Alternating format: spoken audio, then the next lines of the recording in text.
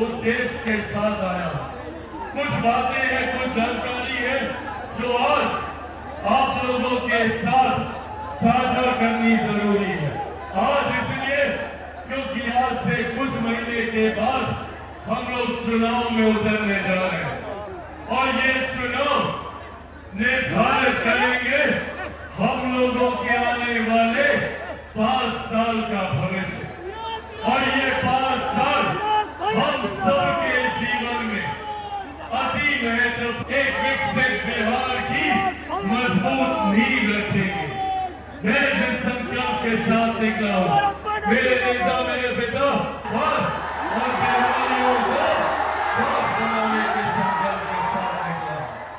ऐसे में ये 5 साल एक महत्वपूर्ण भूमिका निभाएंगे हम लोगों के बिहार फर्स्ट, बिहारी फर्स्ट की सोच को धरातल पर उतारने के।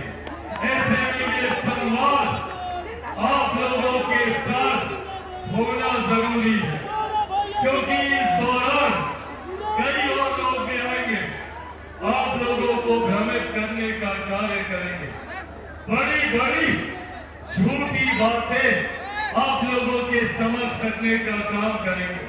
जैसे लोकसभा के दौरान इन लोगों ने पूरे देश भर में विपक्ष के दल और उनके नेताओं ने भ्रमित करने का कार्य किया कि अगर प्रधानमंत्री नरेंद्र मोदी जी को तीसरा कार्यकाल मिलता है तो आरक्षण समाप्त कर दिया जाएगा, संविधान समाप्त कर दिया जाएगा, लोकतंत्र की हत्या कर दी जाएगी।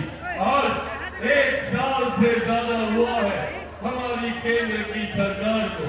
इस 1 साल में बताइए कहां का आरक्षण समाप्त कर दिया गया, कहां का संविधान समाप्त कर दिया गया, या कौन से लोकतंत्र की हत्या कर दी गई। ये लोग सिर्फ झूठ बोलकर भ्रम फैलाने का जिंदा है, या आरक्षण को कोई खतरा है, या संविधान को कोई खतरा है।